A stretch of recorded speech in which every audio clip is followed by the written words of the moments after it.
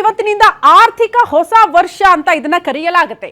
ಆರ್ಥಿಕ ಹೊಸ ವರ್ಷ ಜನಸಾಮಾನ್ಯರಿಗೆ ಅನುಕೂಲ ಆಗೋ ರೀತಿಯಲ್ಲಿ ಇದೆಯಾ ಅಂತ ಪ್ರಶ್ನೆ ಮಾಡಿದ್ರೆ ಆರಂಭದಲ್ಲೇ ಹೇಳ್ದಂಗೆ ಜನ ಇವತ್ತು ಬೆಳಗ್ಗೆದ್ದು ಹೊರಗಡೆ ಕಾಲು ಇಡದ ಬೇಡವಾ ಅಂತ ಯೋಚನೆ ಮಾಡ್ತಿದ್ದಾರೆ. ಹಾಲು ತಗೊಂಡ್ರು ರೇಟ್ ಜಾಸ್ತಿ, ನೀರು ಕುಡಿದ್ರು ರೇಟ್ ಜಾಸ್ತಿ, ಕರೆಂಟ್ ಜಾಸ್ತಿ, ಟೋಲ್ ದರ ಜಾಸ್ತಿ, ಎಲ್ಲದರ ದರ ಜಾಸ್ತಿ ಜಾಸ್ತಿ ಜಾಸ್ತಿ ಮಾತ್ರ. ಹಾಗಾಗಿ ಜನಸಾಮಾನ್ಯರಿಗೆ ಜೇಬಿಗೆ ಕತ್ತರಿ ಬೀಳಲಿದೆ.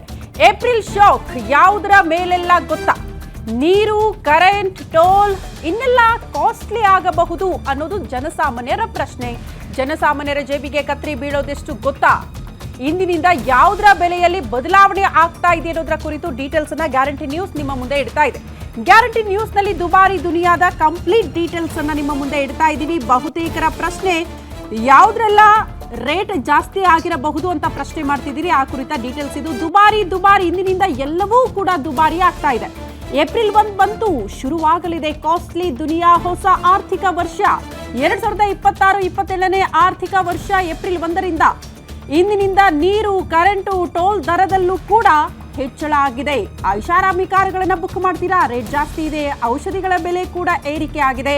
ದರ ಏರಿಕೆಯಿಂದ ಜನಸಾಮಾನ್ಯರ ಜೇಬಿಗೆ ಕತ್ತರಿ ಬೀಳೋದಂತೂ ಫಿಕ್ಸ್. ಹಾಗಾಗಿ ಇವತ್ತು ಜನ ಏನೇ ತಗೊಂಡ್ರು ಕೂಡ 100 ಬಾರಿ ಯೋಚನೆ ಮಾಡಬೇಕಾದಂಥ ಪರಿಸ್ಥಿತಿ. ಜಸ್ಟ್ ನೀವು ಇಲ್ಲಿ ಒಂದಷ್ಟು ವಸ್ತುಗಳ ರೇಟ್ ಜಾಸ್ತಿ ಅಂತಿದ್ದೀವಲ್ಲ, ಇದು ಇಂಟರ್ಲಿಂಕ್. ಬೇರೆ ಬೇರೆ ವಸ್ತುಗಳ ಹೈಕ್ ಕೂಡ ಆಗಬಹುದು, ದರದಲ್ಲಿ ಕೂಡ ಡಿಫ್ರೆನ್ಸ್ ಬರಬಹುದು. ಕಾರಣ ಎಲ್ಲವೂ ಕೂಡ ಚೈನ್ ಲಿಂಕ್ ಸಿಸ್ಟಮ್ ತರ ವರ್ಕ್ ಆಗುತ್ತೆ ನಮ್ಮ ಭಾರತದಲ್ಲಿ ಅಂತ. ಹಾಗಾಗಿ ಒಂದು ರೇಟ್ ಜಾಸ್ತಿ ಆದರೆ ಮತ್ತೊಂದಕ್ಕೆ ಅದರ ಎಫೆಕ್ಟ್ ಇದ್ದೇ ಇರುತ್ತೆ. ಹಾಗಾಗಿ ಎಲ್ಲದರ ದರ ಏರಿಕೆ ಆಗ್ತಾ ಇರೋದ್ರಿಂದ ಜನಸಾಮಾನ್ಯರ ಜೇಬಿಗೆ ಕತ್ತರೆ ಬೀಳ್ತಿದೆ. ಹಾಗಾಗಿ ನಿನ್ನೆಯಿಂದ ಜನ ಮಾತಾಡ್ತಾ ಇದ್ರು, ಹೊಸ ಆರ್ಥಿಕ ವರ್ಷ ಓಕೆ, ಎಲ್ಲದರ ದರ ಜಾಸ್ತಿ ಮಾಡ್ತಿದ್ದೀರಿ, ಹಾಗೆ ಸ್ಯಾಲ್ರಿನೂ ಜಾಸ್ತಿ ಮಾಡಿ, ಎಲ್ಲ ನಮ್ಮ ಇನ್ಕಮ್ ಜಾಸ್ತಿ ಆದರೆ ಕೊಡೋದಕ್ಕೆ ನಾವು ರೆಡಿ ಆಗಿದ್ದೀವಿ ಅಂತ ಜನಸಾಮಾನ್ಯರು ಕೂಡ ಮಾತಾಡ್ತಿದ್ದಾರೆ. ಕರ್ನಾಟಕದಲ್ಲಿ ಟೋಲ್, ವಿದ್ಯುತ್, ನೀರಿನ ಬಿಲ್ಗಳಲ್ಲಿ ಭಾರಿ ಏರಿಕೆ ಅಂತೆ. ಹಾಗಾಗಿ ರಾಜ್ಯದಲ್ಲಿರುವಂತಹ ಜನ ಇವತ್ತು ನಮಗೆಲ್ಲ ಬೆಲೆ ಏರಿಕೆ ಬಿಸಿ ತಟ್ಟಬಹುದು ಅನ್ನೋದರ ಕುರಿತು ಒಂದಷ್ಟು ಡೀಟೇಲ್ಸ್ ಅನ್ನ ನಿಮ್ಮ ಮುಂದೆ ಇಡ್ತಾ ಇದ್ದೀವಿ. ಬೆಂಗಳೂರಿನಲ್ಲಿ ಕಾವೇರಿ ನೀರನ್ನ ಯೂಸ್ ಮಾಡ್ತಿದ್ದೀರಿ ಅಂದರೆ ಅದರ ದರದಲ್ಲೂ ಕೂಡ 3% ಹೆಚ್ಚಳ ಆಗಿರುತ್ತೆ. ಉತ್ಪಾದನಾ ವೆಚ್ಚ ಹೆಚ್ಚಳದಿಂದ ಐಷಾರಾಮಿ ಕಾರುಗಳ ಬೆಲೆ 2% ಏರಿಕೆ ಆಗ್ತಾ ಇದೆ. ಹಾಗಾಗಿ ಇವತ್ತಿನಿಂದ ನೀವೇನಾದರೂ ಹೊಸ ಕಾರುಗಳನ್ನು ಬುಕ್ ಮಾಡ್ತೀರಿ ಅಂತ ಆದರೆ ಸ್ವಲ್ಪ ಮಟ್ಟಿಗೆ ರೇಟ್ ಜಾಸ್ತಿ ಆಗಿರುತ್ತೆ ಹಿಂದೆ ಇರೋದಕ್ಕಿಂತ. ದುಬಾರಿ ವಾಹನಗಳ ಬೆಲೆಯಲ್ಲೂ ಕೂಡ ದಿಢೀರಂತ ಏರಿಕೆ ಕಂಡಿದ್ದು ಬುಕ್ ಮಾಡೋದ ಬೇಡವಾ ಅಂತ 100 ಬಾರಿ ಯೋಚನೆ ಮಾಡ್ತಿದ್ದಾರೆ ಜನ. ಅದರ ಜೊತೆಗೆ ತಂಬಾಕು ಉತ್ಪನ್ನಗಳು, ಐಷಾರಾಮಿ ವಾಚುಗಳ ಬೆಲೆಯಲ್ಲೂ ಕೂಡ ಹೆಚ್ಚಳ ಆಗಿದೆಯಂತೆ.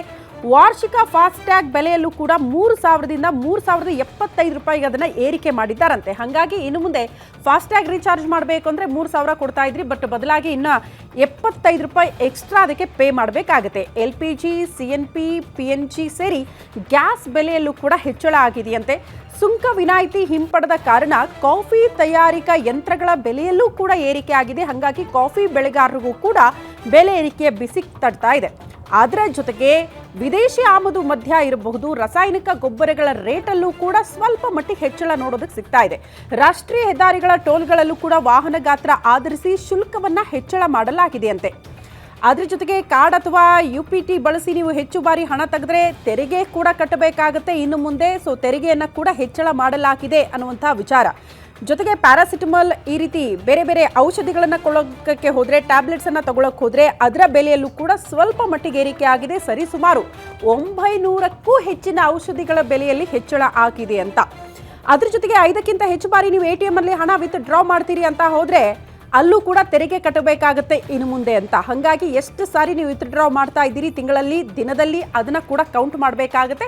ಹೆಚ್ಚಳ ಆದರೆ ಲಿಮಿಟ್ ಮೀರಿದ್ರೆ ಅಲ್ಲೂ ಕೂಡ ಟ್ಯಾಕ್ಸ್ ಕಟ್ಟಬೇಕಾಗುತ್ತೆ ಅಂತ. ಹೋಟೆಲ್, ರೆಸ್ಟೋರೆಂಟ್ಗಳಲ್ಲಿ 1 ಲಕ್ಷ ಮೇಲ್ಪಟ್ಟ ಬಿಲ್ಗೆ ಪ್ಯಾನ್ ಕಾರ್ಡ್ ಕಡ್ಡಾಯವಾಗಿರುತ್ತೆ. ಈಗಲೇ ಒಂದಷ್ಟು ರಿಸ್ಟ್ರಿಕ್ಷನ್ಸ್ ಇತ್ತು. ನೀವು ಬ್ಯಾಂಕ್ಗಳಿಗೆ ಹೋದರೆ 2 ಲಕ್ಷಕ್ಕಿಂತ ಹೆಚ್ಚು ದುಡ್ಡು ಕಟ್ಟಂಗಿರಲಿಲ್ಲ, 2 ಲಕ್ಷಕ್ಕಿಂತ ಹೆಚ್ಚು ವ್ಯವಹಾರವನ್ನು ಹಣದ ರೂಪದಲ್ಲಿ ಮಾಡಂಗಿರಲಿಲ್ಲ. ನೀವು ಅದರ ಮೇಲ್ಪಟ್ಟು ಮಾಡ್ತೀರಿ ಅಂದರೆ ಅದಕ್ಕೆ ಕಡ್ಡಾಯವಾಗಿ ಟ್ಯಾಕ್ಸ್ ಕಟ್ಟಲೇಬೇಕಾಗುತ್ತೆ. ಇನ್ನು ಮುಂದೆ 1 ಲಕ್ಷ ಮೇಲ್ಪಟ್ಟ ಯಾವುದೇ ಬಿಲ್ ಅಥವಾ ಯಾವುದೇ ಟ್ರಾನ್ಸಾಕ್ಷನ್ಗಳನ್ನು ಮಾಡ್ತೀರಿ, ಅಮೌಂಟನ್ನು ಕಟ್ಟಕ್ಕೆ ಹೋಗ್ತೀರಿ, ಹಣದ ವ್ಯವಹಾರ ಮಾಡ್ತೀರಿ ಅಂತ ಆದರೆ ಅದಕ್ಕೆ ಕಡ್ಡಾಯವಾಗಿ ನಿಮ್ಮ ಪ್ಯಾನ್ ಕಾರ್ಡನ್ನು ಕೊಡಲೇಬೇಕಾಗುತ್ತೆ. ಸೊ ಇದು ಕೂಡ ಕಡ್ಡಾಯ ಆಗಿರುತ್ತೆ.